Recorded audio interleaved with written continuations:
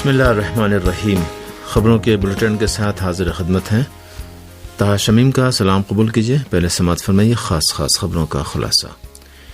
ہندوستان کے زیر انتظام کشمیر میں فوجی کیمپ پر مسلح علیحدگی پسندوں کا حملہ، 2 عسکریت پسند اور 3 فوجی مارے گئے، 1 میجر سمیت 2 زخمی۔ 5 اگست کو ہم نے دیکھا کہ دہلی میں کس طرح کالا جادو پھیلانے کی کوشش کی گئی۔ ایک تقریب سے آن لائن خطاب میں کانگریس پارٹی پر وزیر اعظم مودی کا سخت ترین حملہ۔ پاکستان میں ڈالر کے مقابلے میں روپے کی قدر میں اضافے کا سلسلہ جاری، جمعرات کو اوپن مارکیٹ میں 1 امریکی ڈالر 270 روپے کا ہو گیا۔ جنوبی یمن میں سعودی عرب اور متحدہ عرب امارات کا تصادم، کئی دن تک خونریز جھڑپیں جاری رہنے کے بعد شبوہ کے شہر عتق پر امارات کی حمایت یافتہ ملیشیا کا قبضہ۔ اور اب پیش خبریں تفصیل سے۔ ہندوستان کے زیر انتظام کشمیر میں ایک فوجی کیمپ پر مسلح علیحدگی پسندوں کے حملے میں کم سے کم 5 افراد کے مارے جانے کی خبر ہے۔ سری نگر سے ہمارے نمائندے کی رپورٹ کے مطابق جمعرات کی صبح مسلح علیحدگی پسندوں نے ضلع راجوری میں ایک فوجی کیمپ پر حملہ کر دیا۔ اس رپورٹ کے مطابق آخری اطلاع ملنے تک اس حملے کے بعد شروع ہونے والی جھڑپ میں کم سے کم 3 فوجی اور 2 عسکریت پسند مارے گئے۔ جھڑپ میں 2 فوجیوں کے زخمی ہونے کی بھی خبر ہے۔ رپورٹ کے مطابق جھڑپ اس وقت شروع ہوئی جب عسکریت پسندوں نے جمعرات کی صبح کیمپ میں گھسنے کی کوشش کی، جس کو فوجیوں نے روکا اور پھر دونوں طرف سے گولیوں کا تبادلہ شروع ہو گیا۔ ایک فوجی ذریعے کے حوالے سے بتایا گیا کہ 2 عسکریت پسند موقع پر ہی دم توڑ گئے، جبکہ 5 زخمی فوجیوں کو اسپتال پہنچایا گیا، جن میں سے 3 زخموں کی شدت کے باعث دم توڑ گئے اور 2 کی حالت نازک ہے۔ زخمیوں میں ایک میجر بھی شامل ہے۔ رپورٹ کے مطابق فوجی کیمپ پر حملے کے بعد پورے جموں کشمیر میں ہائی الرٹ جاری کر دیا گیا ہے۔ ہندوستان کے وزیر اعظم نے مہنگائی کے خلاف کالے کپڑے پہن کر حزب اختلاف کانگریس پارٹی کے مظاہرے کو کالے جادو سے تعبیر کیا ہے۔ ہندوستان کے سرکاری خبر رساں ایجنسی UNI کے مطابق وزیر اعظم نریندر مودی نے بدھ کی شام ریاست ہریانہ کے ضلع پانی پت میں 2G ایتھنول پلانٹ کو قوم کے نام وقف کرنے کی تقریب سے ویڈیو کانفرنسنگ کے ذریعے خطاب میں اپوزیشن پر سخت ترین حملے کیے۔ انہوں نے اپنے خطاب میں کہا کہ دھان کی پرالی سے ایندھن بنانے والا یہ پلانٹ انڈین آئل کارپوریشن نے 900 کروڑ روپے کی لاگت سے بنایا ہے۔ انہوں نے کہا کہ اس سے تقریباً 3 کروڑ لیٹر ایتھنول تیار ہوگا اور پرالی جلانے کے مسئلے پر قابو پایا جا سکے گا۔ انہوں نے اپنے خطاب میں اپوزیشن پر سخت تنقید کرتے ہوئے کہا کہ کچھ پارٹیاں اور ان کے لیڈران بقول ان کے مایوسی میں ڈوبے ہوئے ہیں اور جھوٹ پر جھوٹ بولتے ہیں۔ انہوں نے کہا کہ اپوزیشن لیڈران کی شارٹ کٹ پالیسیاں بقول ان کی مایوسی کی علامت ہیں اور ان سے شارٹ سرکٹ کا خطرہ ہے۔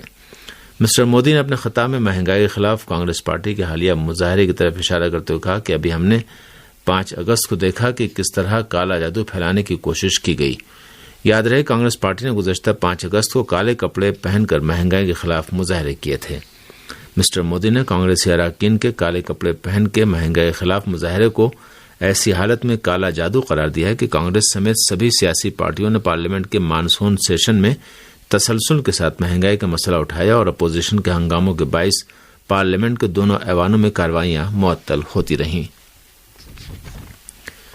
دہلی کے وزیر اعلیٰ نے وزیر اعظم نریندر مودی کے مفت ریوڑی کلچر کے بیان پر انہیں آڑے ہاتھوں لیا ہے۔ دہلی کے وزیر اعلیٰ اروند کیجریوال نے بدھ کی شام ایک ویڈیو جاری کر کے وزیر اعظم نریندر مودی کے بیان پر تبصرہ کرتے ہوئے کہا ہے کہ اگر عوام کو مفت سہولتیں دی جائیں گی تو ملک کو نقصان اور ٹیکس دینے والوں کے ساتھ دھوکہ ہوگا۔ مسٹر کیجریوال نے کہا کہ وہ سمجھتے ہیں کہ ٹیکس دینے والوں کے ساتھ دھوکہ تب ہوتا ہے جب ان سے ٹیکس لے کر اس سے اپنے چند دوستوں کے قرضے معاف کیے جاتے ہیں۔ دہلی کے وزیر اعلیٰ اروند کیجریوال نے کہا کہ اگر 10 لاکھ کروڑ روپے کے قرضے معاف نہ کیے گئے ہوتے تو آج ملک خسارے کی حالت میں نہ ہوتا اور دودھ دہی پر GST لگانے کی ضرورت نہ پڑتی۔ انہوں نے کہا کہ جب ٹیکس دینے والا یہ دیکھتا ہے کہ اس سے پیسے لے کر سہولتیں دینے کے بجائے اپنے چند دوستوں کے قرضے معاف کیے گئے ہیں تو وہ خود کو ٹھگا ہوا محسوس کرتا ہے۔ انہوں نے کہا کہ ٹیکس دینے والوں کے ساتھ دھوکہ اس وقت ہوتا ہے جب وہ دیکھتا ہے کہ اس سے ٹیکس کی رقم لے کر امیر دوستوں کے قرضے معاف کیے گئے اور خسارہ پورا کرنے کے لیے کھانے پینے کی اشیاء، دودھ، دہی اور چھاچھ پر GST لگا دیا گیا۔ انہوں نے کہا کہ ٹیکس دینے والوں کے ساتھ دھوکہ اس سے نہیں ہوتا کہ ہم ملک کے بچوں کو مفت تعلیم اور لوگوں کا مفت علاج کریں۔ ہندوستان نے چین پر دہشت گردی کے خلاف جنگ اور سلامتی کونسل کے نظام کو متاثر کرنے کا الزام لگایا ہے۔ ہندوستانی میڈیا ذرائع کے مطابق ہندوستان نے اقوام متحدہ کے سلامتی کونسل میں جیش محمد کے سربراہ مسعود اظہر کے بھائی اور دوسرے نمبر کے کمانڈر عبدالرؤف اصغر پر پابندی کی قرارداد پیش کی تھی، جس کی کونسل کے 14 اراکین نے حمایت کی، لیکن چین نے اس کو ویٹو کر دیا۔ ہندوستان عبدالرؤف اصغر کو 1999 میں انڈین ایئر لائن کے طیارے کی اغوا، 2001 میں ہندوستانی پارلیمنٹ پر حملے اور 2015 میں پٹھان کوٹ ایئر بیس پر حملے کی سازش میں ملوث بتاتا ہے۔ بتایا گیا کہ چین نے عبدالرؤف اصغر پر پابندی کی قرارداد تکنیکی بنیاد پر ویٹو کر کے منظور نہیں ہونے دی۔ ہندوستان نے قرارداد ویٹو ہونے کے بعد الزام لگایا کہ چین کے دوہرے معیار سے دہشت گردی کے خلاف جنگ کے ساتھ ہی سلامتی کونسل کا کام بھی متاثر ہوا ہے۔ پاکستان میں ڈالر کے مقابلے میں روپے کی قدر میں اضافے کا سلسلہ جاری ہے۔ پاکستانی میڈیا رپورٹوں کے مطابق امریکی ڈالر کی قیمت میں گراوٹ اور روپے کی قدر میں اضافے کا سلسلہ جمعرات کو بھی جاری رہا۔ اس رپورٹ کے مطابق جمعرات کو پاکستان کے اوپن مارکیٹ میں ایک امریکی ڈالر کی قیمت فروخت 217 اور قیمت خرید 215 روپے ہو گئی۔ پاکستانی میڈیا ذرائع کے مطابق انٹر بینک میں بھی ایک امریکی ڈالر 2 روپے 91 پیسے سستا ہو کر 219 روپے کا ہو گیا۔ یاد رہے کہ پاکستان میں ڈالر کی قیمت 250 روپے سے تجاوز کر جانے کے بعد گراوٹ کا شکار ہے۔ پاکستانی روپے کی قدر میں مسلسل اضافے سے ملک کے اسٹاک مارکیٹ پر بھی مثبت اثر پڑا ہے اور جمعرات کو پاکستان اسٹاک ایکسچینج کا 100 انڈیکس 118 پوائنٹ کے اضافے کے بعد 42,612 تک پہنچ گیا۔ سعودی عرب اور متحدہ عرب امارات سے وابستہ ملیشیاؤں کے درمیان کئی روز سے جاری خونی جھڑپوں کے بعد یمن کے صوبہ شبوہ کے شہر عتق کا کنٹرول ساؤتھ ٹرانزیشن کونسل کے ہاتھ میں چلا گیا ہے۔ القدس العربی کے مطابق مقامی ذرائع نے بتایا کہ جنوب مشرقی یمن کے تیل سے مالا مال صوبہ شبوہ کے صدر مقام عتق پر متحدہ عرب امارات کی حمایت یافتہ ساؤتھ ٹرانزیشن کونسل کی ملیشیا نے قبضہ کر لیا ہے۔ یہ پیش رفت اس وقت ہوئی جب سعودی عرب سے وابستہ اصلاح پارٹی کے مسلح جتھوں نے عتق شہر پر اپنا قبضہ تقریباً مکمل کر لیا تھا، لیکن متحدہ عرب امارات کے ڈرون طیاروں نے آپریشن کر کے صورتحال کو بدل دیا۔ مقامی لوگوں کے مطابق متحدہ عرب امارات کے حملہ آور ڈرون طیاروں نے علاقے کی انسانی صورتحال اور آبادیوں کو خاطر میں لائے بغیر منگل اور بدھ کو مسلسل 2 روز رات کے وقت دیوانہ وار بمباری کی اور سعودی عرب کی حمایت یافتہ ملیشیا کو پسپائی پر مجبور کر دیا۔ باخبر ذرائع کا کہنا ہے کہ عتق کا کنٹرول اس وقت پوری طرح سے علیحدگی پسند ساؤتھ ٹرانزیشن کونسل کی ملیشیا کے ہاتھ میں ہے، جسے متحدہ عرب امارات کی بھرپور مالی اور فوجی حمایت حاصل ہے۔ اکثر مبصرین جنوبی یمن میں جاری جھڑپوں کو سعودی عرب اور متحدہ عرب امارات کے درمیان طاقت کی جنگ قرار دے رہے ہیں۔ ان جھڑپوں میں الجھے فریقوں میں سے ایک پوری طرح سے سعودی عرب کے ساتھ جبکہ دوسرا متحدہ عرب امارات سے وابستہ ہے اور ان کے احکامات کی بے چون و چرا تعمیل کر رہا ہے۔ صوبہ معارب کے بعد شبوہ یمن کا تیل سے مالا مال دوسرا بڑا صوبہ شمار ہوتا ہے۔ کھلے سمندر تک رسائی اور تیل کی جیٹیوں کی وجہ سے جنوبی یمن کی جھڑپوں میں الجھے دونوں فریق اس صوبے کے تیل کے ذخائر پر اپنی نظریں گاڑے ہوئے ہیں۔ اس سے پہلے جنوبی یمن کے مزاحمتی محاذ کے عہدیدار عادل حسنی نے کہا تھا کہ تیل کی دولت سے مالا مال ہونے کی وجہ سے متحدہ عرب امارات اور سعودی عرب دونوں ہی صوبہ شبوہ پر قبضے کے لیے ایک دوسرے پر سبقت لے جانے کی کوشش کر رہے ہیں۔ جنوبی یمن میں سعودی اور اماراتی ملیشیاؤں درمیان یہ جھڑپیں ایسے وقت میں جاری ہیں جب گزشتہ اپریل سے یمن میں جنگ بندی نافذ ہے۔ سعودیوں اور یمنیوں نے گزشتہ اپریل میں اقوام متحدہ کے ثالثی میں 2 ماہ کی جنگ بندی پر اتفاق کیا تھا اور ایک ہفتہ پہلے جنگ بندی میں تیسری مرتبہ مزید 2 ماہ کی توسیع کر دی گئی ہے۔ ایسا دکھائی دیتا ہے کہ یہ جنگ بندی محض سعودیوں اور یمنیوں کے درمیان حملوں اور عسکری تنازعات میں کمی پر منتج ہوئی ہے، جبکہ سعودی عرب اور متحدہ عرب امارات کے درمیان جنوبی یمن میں سیاسی تسلط جمانے کی جنگ تیز ہو گئی ہے، جس نے سعودی اور اماراتی ملیشیاؤں کے درمیان سیاسی اور فوجی قبضے کے لیے جاری لڑائیوں میں مزید شدت پیدا کر دی ہے۔